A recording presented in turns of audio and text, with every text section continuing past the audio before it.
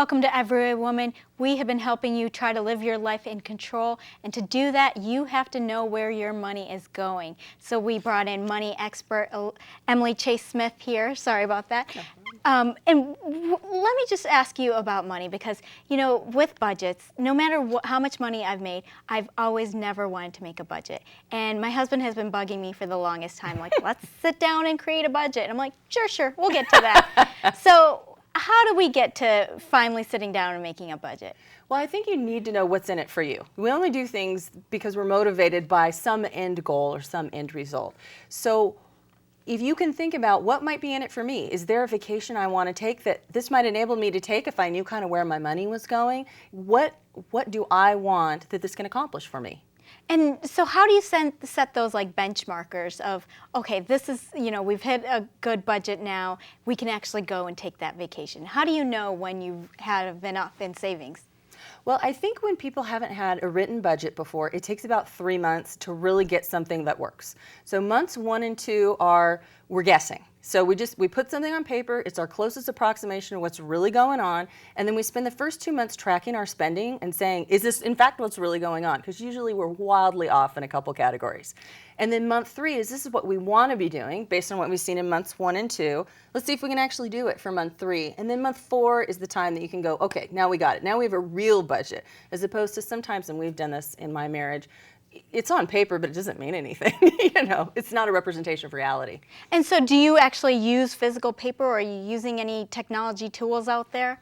Interesting. It's so personal. My husband loves a yellow legal pad like nobody's business, and I love an Excel spreadsheet. So usually when we sit down and talk about this stuff, I have my computer open and he has his pad, and we're kind of both doing it our own way. Do you get the same answers? Yeah, we do. He's a mathematician, so he handles it. Well, you know, and so many people think that, you know, well, if I make a certain amount of money, I don't need to worry about a budget. A budget is only for when I'm starting out. Is that true? You know, it's not, because when you make more money, you can do more cool stuff. So if you had a handle on what was going on, God knows what you could do. I think you're even more motivated to get it under control, because there's so many more zeros behind what you're doing. Well, speaking of having a lot of zeros, you know, prime example is Madonna. You know, she's notorious for being, you know, tracking her money furiously. Is that the best way to do it? I mean, she used to get faxes every day with, you know, how much she was getting in her profit line. Is that the best way to do it, to be that, you know, compulsive about it? Well, there is a level of, you know, compulsivity that is probably bordering on OCD and maybe not healthy. But I think definitely having a written budget and tracking your money. And that's what she was doing when she was having those faxes sent to her around the world. Somebody else was in charge of physically her money, so she was keeping them in a check and balance. And so if you're in a marriage, that's a great way, you know, what did you spend today? We're tracking together, and I know when my husband knows what I'm spending, I'm a little more judicious about how I spend it.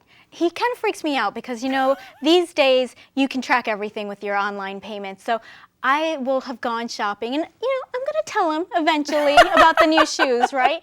But I get on the phone with him. First thing he's like, so what'd you get at DSW, huh? And I'm like, how do you know? They only have shoes there, clearly shoes. A little bit of stocking. So he's on there every day. I'm someone who doesn't want to track it every day. Mm-hmm. Is there a middle ground? That's great. You know, you might have a time where you set up, and this is when you talk about it. And so it's going to be Thursday night. We're not going to talk about DSW Don't talk Tuesday to me. afternoon. Yes, yeah, we're exactly. going to talk about it Thursday night over some wine and cheese. It's going to be calm and relaxing discussion, as opposed to, because sometimes we can kind of flare up, because if we're having a rough day in another area, let's say your husband's having a rough day and he sees DSW, those two things aren't really connected, but right now there's a lot of emotion behind DSW, whereas if we're just going to do it every Thursday night, we're not dealing with that level of emotion. And I like the wine and cheese idea. Yes. It makes it much better. Well, thank you so much. For more tips, you can visit us at everywoman.com.